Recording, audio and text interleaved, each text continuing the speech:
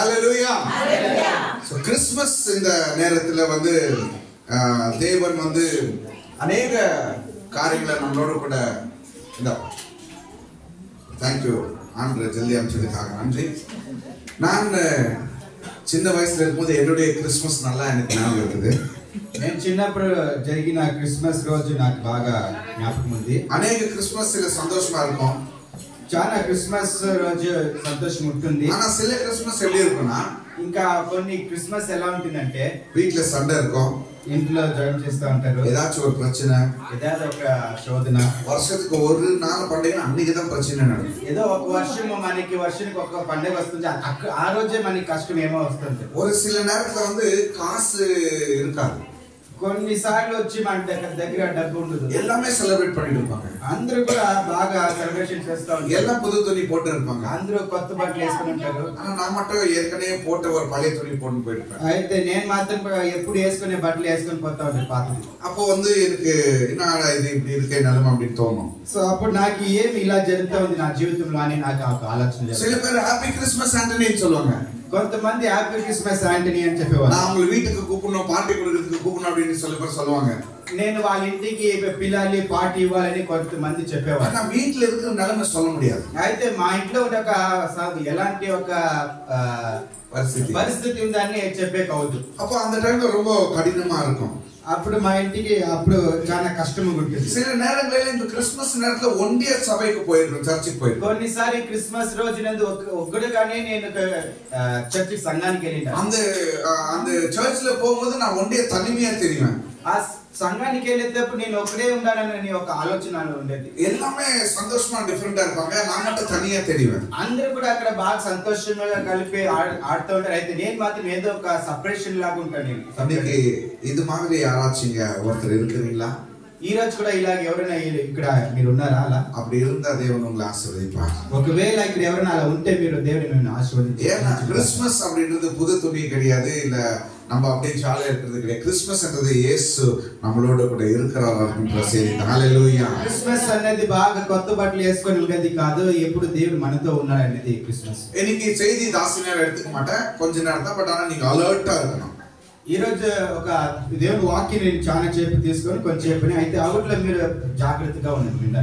Isaiah 9 அதிகாரம் 6 வசனத்தை நம்ம வாசிப்போம். ஐசையா రాసిన ప్రవాది పుస్తకం 9 అధ్యాయం 6 వాక్యం చదువుకుంటాం. நமக்கு ஒரு பாலகன் பிறந்தார், நமக்கு ஒரு குமாரன் கொடுக்கப்பட்டார், கர்த்தத்துவம் அவர் தோளின் மேல் இருக்கும், அவர் நாமம் அதிசயமானவர், ஆலோசனை கர்த்தா, வல்லமையுள்ள தேவன், నిత్య పిత, సమాధాన ప్రభు ఎన్నపడం. ఓకే, తెలుగులో ఏలనగా మనకు శిశువు పుట్టెను, మన కుమారుడు అనుగ్రహింపబడెను, ఆయన భుజం మీద రాజ్యభారం ఉండును, ఆశ్చర్యకరుడు, ఆలోచనకర్త, బలవంతుడైన దేవుడు, నిత్యుడగు తండ్రి, సమాధానకర్తయగు అధిపతి అని అతనికి పేరు పెట్టబడింది. ఓకే, இங்க நம்ம ஐசையா 9:6 நம்ம பார்க்கிறோம். நமக்காக ஒரு பாலகன் பிறந்திருக்கிறார். ఐసయ్యా 9:6 చూస్తున్నాం. మన కొరకై ఒక బాలకుడు పుట్టాడు, நமக்காக ஒரு குமாரன் வருகிறார், మన కొరక కుమారుడు వస్తున్నాడు, ராஜ்யபாரம் அவருடைய தோள் மேல இருக்கிறது, రాజ్యభారం ఆయన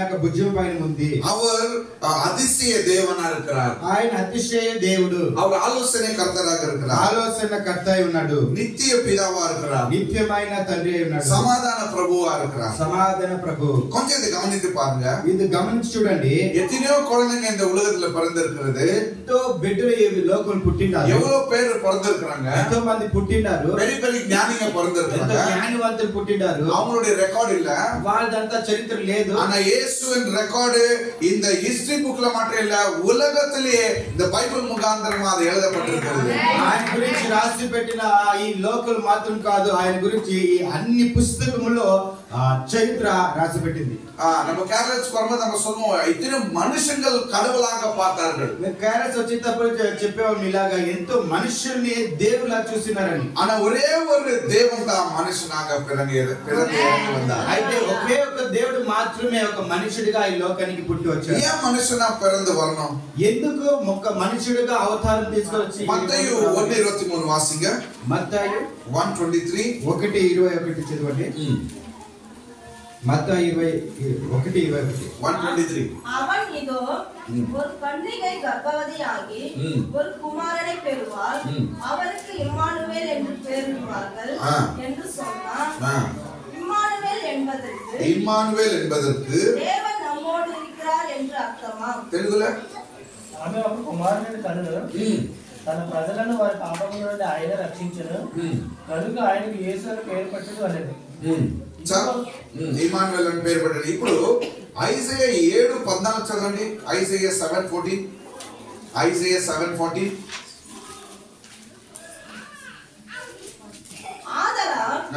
ஆண்டவர் தாமே உங்களுக்கு ஒரு அடையாளத்தை கொடுப்பார்.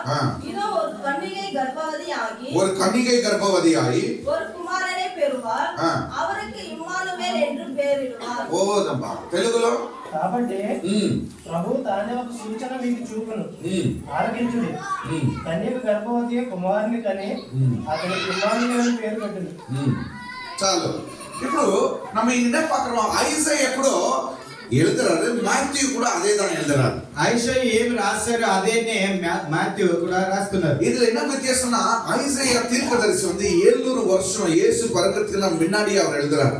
ఐషయా ప్రవాది అయిన ఐషయా 700 ముందనే ఆయన యేసుక్రీస్తు గురించి ఆయన రాస్తున్నాడు. ஐசையா தீர்க்கதரிசி அவருடைய தரிசனத்துல இயேசு பார்க்கறார் ஒரு பாலகனா. ஐசையா యొక్క దర్శనములో యేసుక్రీస్తుని ఒక బాలకుడిగా చూస్తున్నాడు. ஆனா மாத்தேயு இங்க வந்து கண்ணால பார்க்கறாரு. பிறந்தது அந்த ஊரை, அவர் வளர்ந்தது இயேசுவை கண்ணால பார்த்து பரிசுத்தாவின் இறங்கி வரும்போது அவர் இப்படியா ஐசையா சொன்னது அதே வார்த்தை சொல்றாரு, உங்களுக்காக ஒரு பாலகன் கொடுக்கப்படும், அவருடைய பேரை இம்மானுவேல் என்று வைங்கள். இம்மானுவேலுக்கு அர்த்தம் என்னன்னா தேவன் நம்மோடு கூட இருக்கிறார் என்பது. అయితే ఇక్కడ మనం చూస్తున్నాం అపోస్తలుడైన మత్తయి ఇక్కడ ఆయన కన్నిటితో ఒక దర్శనముని అంటే లైవ్ గా అప్పుడే ఆయన యేసుక్రీస్తుని ఒక బాలకుని అక్కడ చూస్తున్నాడు. హల్లెలూయా. యేసుடைய பிறப்பு, యేసుక్రీస్తు ఒక పుట్టు அது தேவ சித்தமா இருக்குது. అది దేవుని యొక్క చిత్తమైంది. ఉన్నత ప్లానా இருக்குது. అది ఉన్నతమైన ఒక ఆలోచన అయింది. அது ஒரு டிவைன் ప్లానా இருக்குது. అది దైవికమైన ఒక ఆలోచన అయింది. హల్లెలూయా. యోహాను 3:16 நம்ம வாசிக்கிறோம். యోహాను 3:16 వాక్యం మనం చూస్తే,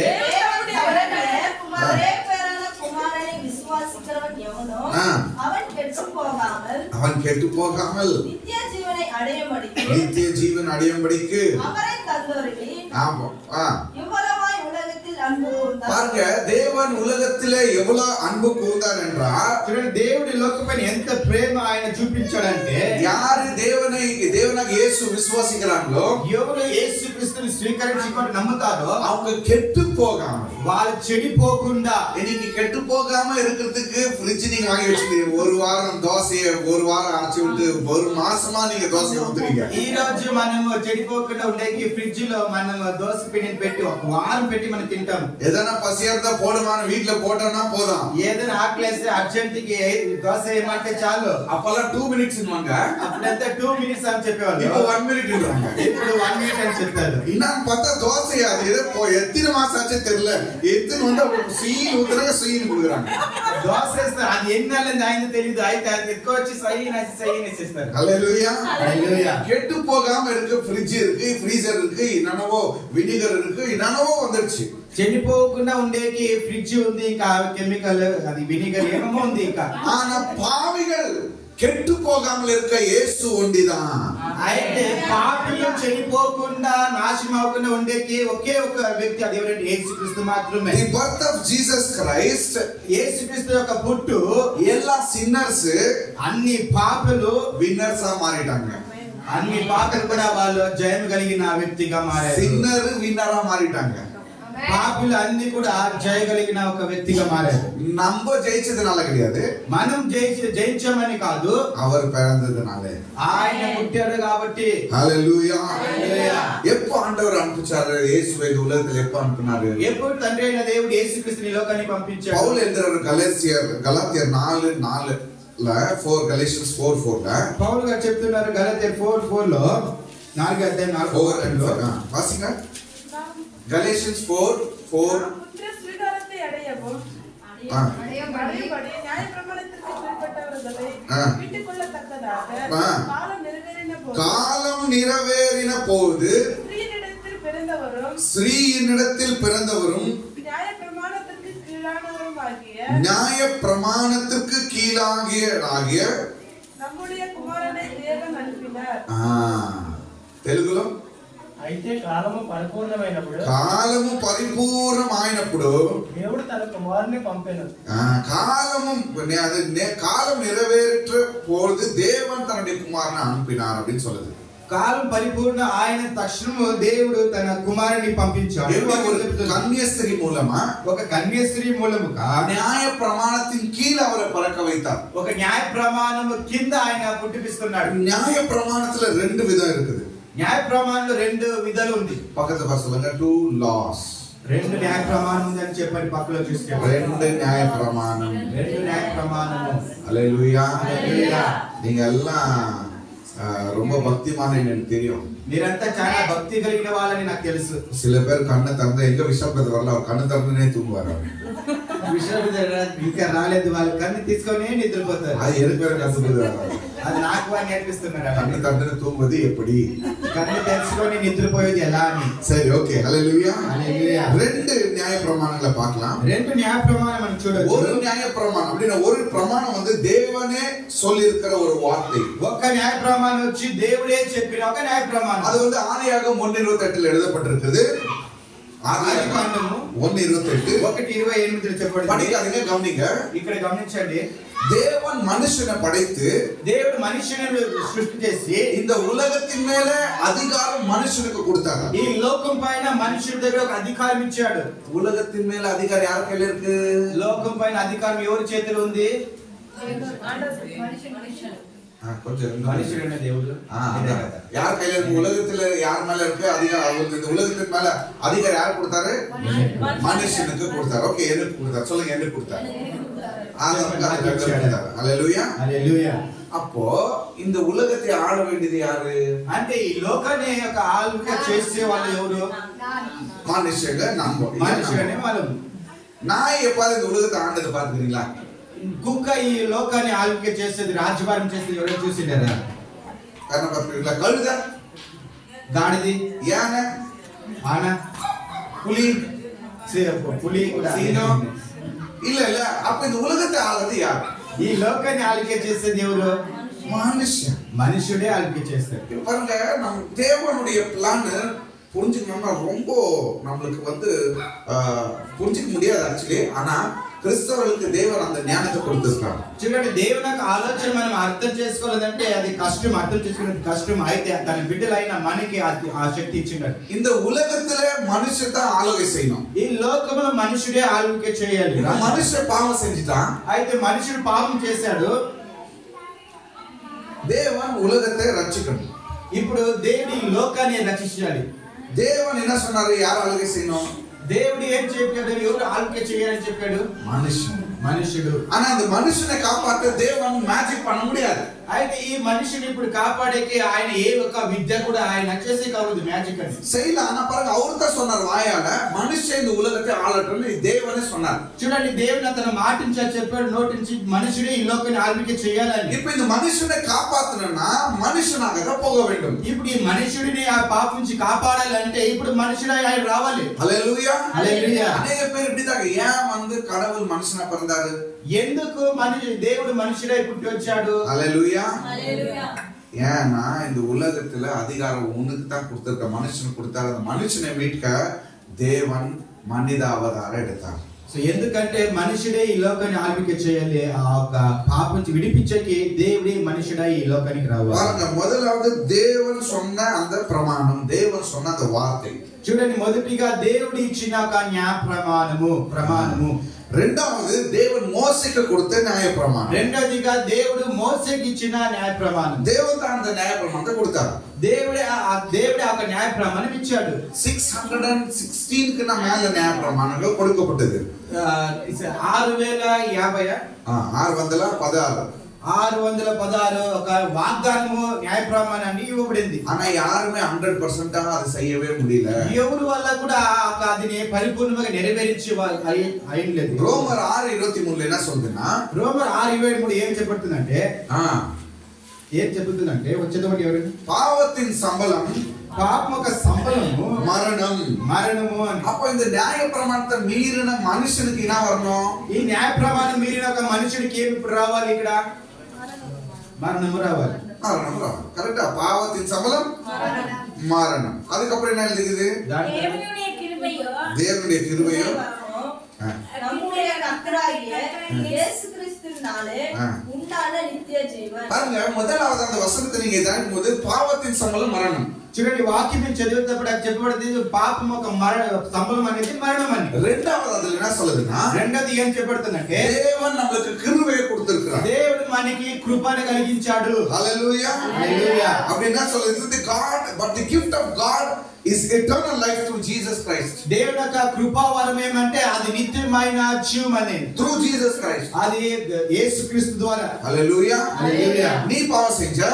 నువ్వు పాపం చేశావు, நம்ம பாவம் செஞ்சோம், అంటే మనము పాపం చేశాము, நாம் மரிக்க வேண்டும், నేను చనిపోవాలి. ஆனா இயேசு மரித்தார். అయితే అవుటి కొరకు యేసు చనిపోయాడు.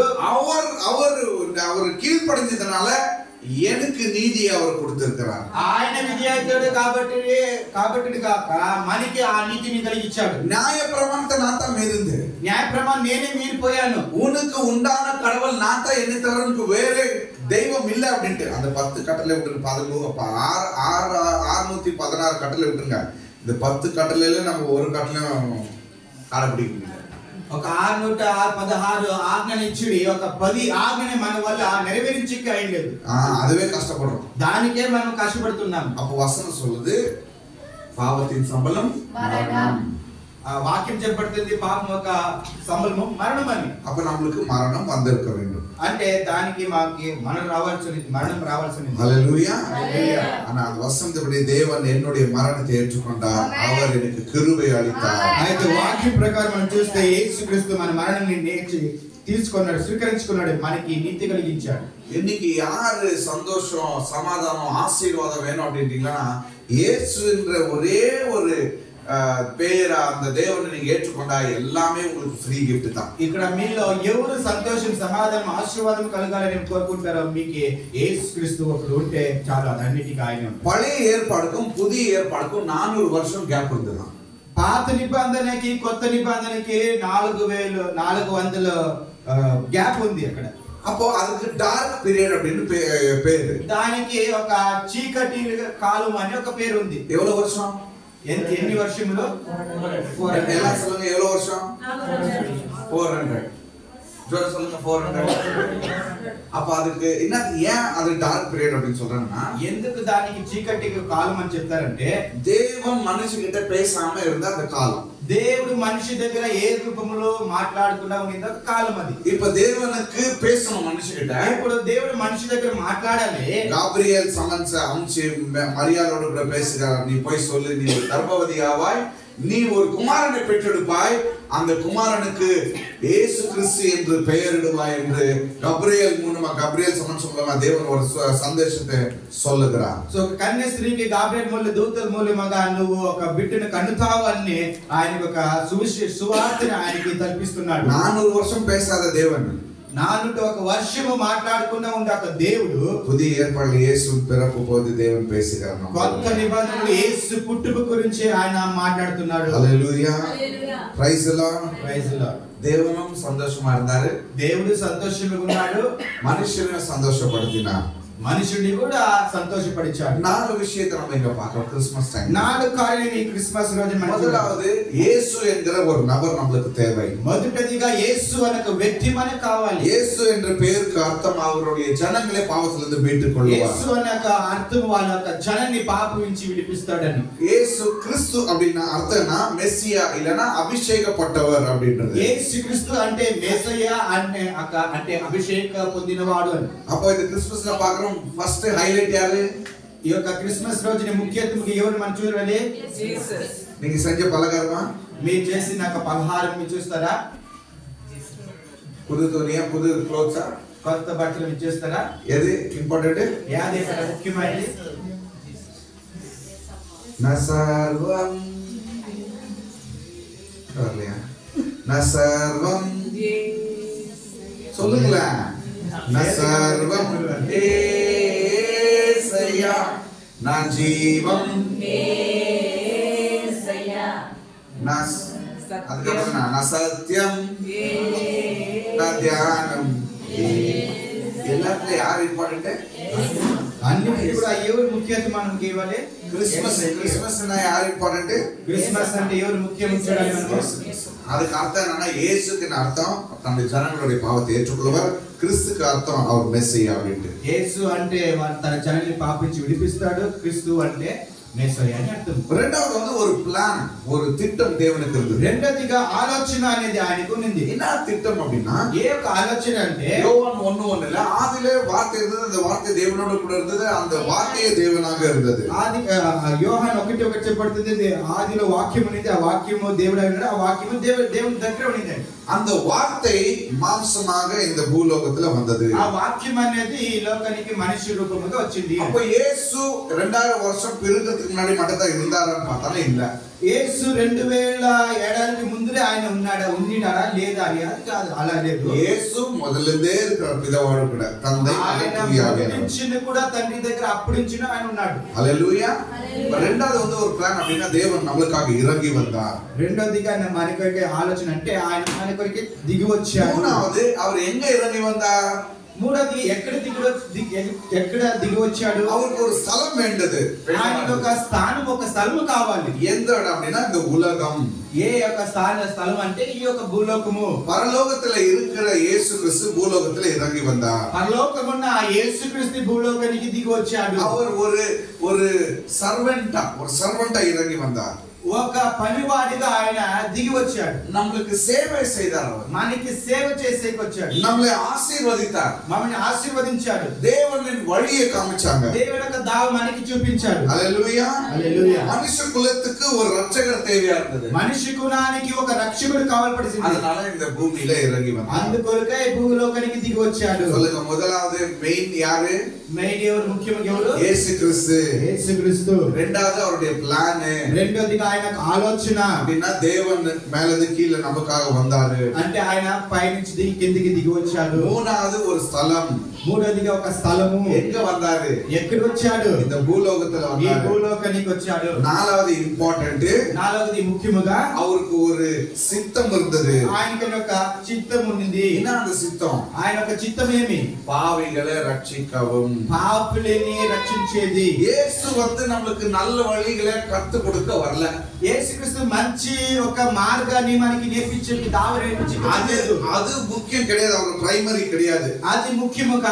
அவர் நம்மளை ஹீல் பண்றதுக்கு பிரைமரியா வரல. మనమే సుఖము కలిగించే అద్భుతం చేసే అది కాదు ముఖ్యము. ஆண்டவர் அதெல்லாம் செஞ்சார், உண்மைதான். దేవుడు అదన్నీ చేశాడు, నిజమే. ஆனா அது வந்து முக்கியத்தை அவர் வரல. అది అందుకొరకే ముఖ్యముగా ఆయన రాలేదు. அவர் பாவிகளை ரட்சிக்கவே வந்தார். ఆయన పాపుల్ని రక్షించి కొరకయ్యే వచ్చాడు. பாவிகளை ரட்சித்து பரலோகம் கொண்டு செல்ல அவர் வந்திருந்தார். పాపుల్ని రక్షించి వారిని పరలోకానికి తీసుకెళ్ళాలని వచ్చాడు. அநேக வசனங்கள் நம்ம வாசிப்போம், అనేక వాక్యం మనం చదువుతాము. தேவ மனுஷகுமாரன் சேவை செய்யறதுக்காக வந்தாரு. அதுக்கப்புறம் தன்னுடைய லைஃப் மத்தேயு 20:28 வாசிங்க. மாத்யூ 20:28. మత్తయి సువార్త పుస్తక 20:28. 20:28. அப்படியே மனுஷகுமாரனும் ஊழியம் கொள்ளும்படி வராமல் ஊழியம் செய்யவும் அநேகரை மீட்கும் பொருளாக தம்முடைய ஜீவனை கொடுக்கவும் வந்தார் என்றார். ஆமா, அநேகரை மீட்க அவர் வந்தார். అనేకుని ఆయన విడిపించేకి వచ్చాడు. జీవని కొడుతూ మీటు కొల్ల వందార్. జీవనిచ్చి వారిని విడిపించేకి వచ్చాడు. హల్లెలూయా. హల్లెలూయా. Praise the Lord. Praise the Lord. தேவன் மரிக்கிறார். அவர் சிலுவையில மரிக்கணும்னு தெரிஞ்சு அவரு கஷ்டத்தை எடுக்கணும். அந்த சிலுவையில நிறைய கஷ்டங்கள் இருக்கு, துன்பங்கள் இருக்கு, அதெல்லாம் எடுத்துக்கணும். நம்மளுடைய பாவங்கள், நம்ம செஞ்ச ஒவ்வொரு பாவங்களும் எடுத்துக்கணும்னு அவர் அது தெரிஞ்சுதான் பிறந்தார். ఆయన యేసుక్రీస్తు అన్ని తెలిసే పుట్టాడు. ఏం తెలుసని? ఆ శిలువలో ఈ లోక పాపం అన్ని, నేను రోగం అన్ని మోసుకొని నేను మరణిస్తానని ఆయన తెలిసే ఆయన వచ్చాడు. లూకా 19:10 என்ன எழுதப்பட்டிருக்குன்னா, లూకా 19:10 వాక్యం ఏం చెప్పండి? இழந்து போனதவை தேடும் ரட்சிக்கவும் மனுஷகுமாரன் வந்தார். కోల్పోయినది ఆయన ఎదిగి దాన్ని రక్షించుకొరికై ఆయన వచ్చాడు అని చెప్పబడుతుంది. హల్లెలూయా. நம்மள தொலைஞ்சு போயிருந்தோம், మనం అందరూ కూడా తప్పిపోయాము. ஆனா நம்மளை தேடி இயேசு வந்தார். అయితే మమ్మల్ని ఎదిగి యేసుక్రీస్తు వచ్చాడు. என்னை தேடி இயேசு வந்தார் எந்த வாழ்வை மாற்றி விட்டார். என்னை தேடி இயேசு வந்தார், என்னுடைய வாழ்க்கையை மாற்றி விட்டார். నన్ను ఎదిగి యేసుక్రీస్తు వచ్చాడు, నా జీవితాన్ని ఆయన మార్పించాడు. நியூ கிறிஸ்டியன் கிரேஸ் சர்ச் உங்களுக்கு ஒரு நல்ல செய்தி நான் சொல்லுகிறேன். நியூ கிறிஸ்டியன் கிரேஸ் సంఘానికి మీకు ఒక గుడ్ న్యూస్ చెప్తున్నాను. வந்திருக்கிற எல்லாருக்கும் ஒரு நல்ல செய்தி நான் சொல்ல మీకు అంతా ఒక సువార్త నేను చెప్తున్నాను. இயேசு நமக்காக இந்த பூலோகத்துல வந்தார். యేసు మన కొరకై భూలోకానికి వచ్చాడు. இன்னைக்கு நான் ஒரு நல்ல என்கரேஜ்மென்ட் உங்களுக்கு சொல்லணும்னு விரும்புகிறேன். మీకు ఒక ఉత్సాహమైన ఒక కార్యం మీకు చెప్పేకి ఇష్టపడుతున్నాను. இயேசு இருக்கிறாரா? మీలో యేసుక్రీస్తు ఉన్నాడా? If you have Jesus Christ in your heart, మీ యొక్క హృదయంలో యేసుక్రీస్తు ఉంటే you will be happy. మీరు ఎప్పుడు సంతోషంగా ఉంటారు. அந்த சந்தோஷத்தை மற்றவர்களோடு கூட நீ பகிர்ந்து கொள்வாய். ఆ యొక్క సంతోషాన్ని ఇంకొకరి దగ్గర మీరు పంచుకుంటారు. హల్లెలూయా. உங்க ஃபேமிலி கிட்ட, உங்க ఫ్రెండ్స్ கிட்ட, మీ యొక్క కుటుంబంలో, మీ యొక్క స్నేహితులు, சபையோர் கிட்ட, సంఘాతులో இந்த கிறிஸ்மஸ் యేసు ఇల్లామ நீங்க సెలబ్రేట్ பண்ணவே கூடாது. ఈ యొక్క క్రిస్మస్ ని యేసు లేకుండా మీరు పండుగ ఆచరణ చేయకూడదు. మీరు డాన్స్ இருக்கலாம், డాన్స్ ఉండొచ్చు, బిర్యానీ இருக்கலாம், బిర్యానీ ఉండొచ్చు, பாட்டு இருக்கலாம், పాట ఉండొచ్చు, சொந்தக்காரர் இருக்கலாம், బంధువులు ఉండొచ్చు, புது துணி இருக்கலாம், కొత్త బండి ఉండొచ్చు. యేసు இல்லைன்னா என்ன பிரயோஜனம்? యేసు అవి అన్ని ఉండి యేసుక్రీస్తు లేకపోతే ఏం ప్రయోజనం? యేసు எனக்குள்ள இருக்க வேண்டும். యేసు నాలో ఉండాలి. హల్లెలూయా. హల్లెలూయా. அதுதான் கிறிஸ்மஸ். అదే నిజమైన క్రిస్మస్. மற்றவங்களோட கூட போய் நீங்க அந்த சுவிசேஷத்தை நீங்க பகிர்ந்து கொள்வதுதான் கிறிஸ்மஸ். మీరు ఇంకొక దగ్గర వెళ్ళి ఆ క్రిస్మస్ ని పంచుకునేది నిజమైన క్రిస్మస్. நான் உங்களுக்கு சொல்லுங்களா, நம்மளே நம்ம காப்பாற்றிக்க முடியல. నేను చెప్తున్నా, మనమే మనల్ని కాపాడుకోనికి అవ్వదు. அதனாலதான் உங்களுக்கு ஒரு ரட்சகர் தேவை. అందుకొరకే మనకని ఒక రక్షకుడు కావాలి. என் பாவத்தை நானே எடுக்க முடியாது. నా ఒక పాపం నేనే తీర్చుకోనికి అవ్వదు. என் பாவத்தை அவர் சுமந்து నా கொண்டார். ఒక పాపని ఆయన మోసుకున్నాడు. Hallelujah. Hallelujah. Once again, all of you, happy Christmas to you all. మళ్ళీ మీకందరికీ కూడా క్రిస్మస్ శుభాకాంక్షలు. நீங்க சேஃப்டியூன்றீங்களா இல்ல சேஃப்டியூன்னு சொல்றீங்களா தெரியல. లేకపోతే షేపులు అంటే తెలియదు నాకు. Hallelujah. Hallelujah. And you happy Christmas. Merry Christmas. God bless you all. దేవుని అందరికీ ఆశీర్వదించు. Amen. మళ్ళా కళ్ళు మూడి எழுந்து நிற்போமாக. మనమందరం కూడా కళ్ళు మూసి ఏచి நம்ம నిల్చుకుందాం. மத்தியில பேட்டரி பாஸ்டர் சிறிதாக ஒரு ஜெபத்தை ஜெபித்து முடிப்பார். పాస్టర్ గారు ఒక పాత్ర తీసుకొని எஸ், கண்ணை மூடி நாம் ஜெபிப்போமாக. பரலோக பிதாவே, உமக்கு நன்றி ஆண்டவரே, ஸ்தோத்திரிக்கிறோம். இந்த நல்ல கிறிஸ்மஸ் நாள் அன்னைக்கு வார்த்தைகளை தந்து எங்களை இன்றைக்கு உற்சாகப்படுத்தினதுக்காக உமக்கு நன்றி. நன்றி சுவாமி. அப்பா, அந்த வார்த்தை நான் கேட்டபடியாக இந்த கிறிஸ்மஸ் நன்னாளிலே இயேசுவே நீரே அப்பா இந்த கிறிஸ்மஸுக்கு காரணராக இருக்கிறீர். நீர் பிறந்து வந்தீர் என்று எங்களை அப்பா எல்லா பாவத்திலிருந்தும் சாபத்திலிருந்தும் கட்டிலிருந்தும் எங்களை விடுவைத்து, மரணத்திலிருந்து எங்களை விடுவைத்து ஜீவிக்கும்படியாக நீர் பிறந்ததுக்காக நன்றி இயேசுவே, ஸ்தோத்திரிக்கிறோம். நீர் பிறந்த காரணம் தகப்பனே, மரிக்கும்படியாக நீர் பிறந்து அதை நீர் கச்சிதமாக நீர் கல்வாரி சிலுவையில் அதை நிறைவேற்றினீர். அதற்காக உங்களுக்கு நன்றி. நாங்கள் இன்றைக்கு ஜீவிக்கும்படியாக நீர் செய்து அதற்காக நன்றி. நாம் மேம்பட்டும் கொடுத்த வார்த்தைக்காக ஸ்தோத்திரம். கொடுத்த போதைகள் ஆசீர்வதி, குடும்பத்தை ஆசீர்வதி, சபையோடு ఆశీర్వది, கேட்டு எங்கள் யாவருக்கும் ఆశీర్వదించండి. నన్ను పరలోకపు తండ్రి, మీకు వందనాలు. ఇచ్చిన ఒక అద్భుతమైన మీ వాక్యాన్ని కొరకు మీకు వందనాలు ప్రభువా. అవును తండ్రి, క్రిస్మస్ రోజునందు మీరే ముఖ్యంగా మా జీవితానికి వచ్చారు. ఈ లోకం పుట్టిన ఒక కారణము ఆ ఒక వాక్యమును ఆ కల్వారి శిలువలో మీరు నెరవేరించి ఈ రోజు మేమందరూ కూడా సంతోషమే మీ యొక్క సంఘములో కలిగి ఇలా ఆరాధించి స్తుతించే ఒక కార్యం మీరు నెరవేరించారు. అందుకొరకే మీకు వందనాలు. ఈ యొక్క సువార్తని మేమందరూ కూడా ఈ లోకానికి పరచాటి ప్రకటించి ఎన్నో ఒక ఆత్మని, తప్పిపోయిన ఆత్మని మేము రక్షించేలాగా మాకు సహాయం చేయాలని, ఈ యొక్క క్రిస్మస్ ని వాళ్ళు కూడా నెరవేరించాలని ప్రభు యేసుక్రీస్తు నామములో ఈ ప్రార్థన అన్ని కూడా ఒప్పించి ప్రార్థన చేస్తున్నాం మా మంచి పరలోకపు తండ్రి. ఆమేన్. என் ஆத்துமாவே கர்த்தரை ஸ்தோத்திரி, என் முழுமே பரிசுத்த நாமத்தை ஸ்தோத்திரி. என் ஆத்துமாவே கர்த்தரை ஸ்தோத்திரி, அவர் செய்த சகல உபகாரங்களும் நம்பாது. பிதாவாகிய தேவனின் அன்பும் இயேசு கிறிஸ்துவின் கிருபையும் பரிசுத்தாவின் அந்நியமும் சதா காலமும் நம்மோடு கூட தங்கியிருப்பதாக. ஆமென். Praise the Lord.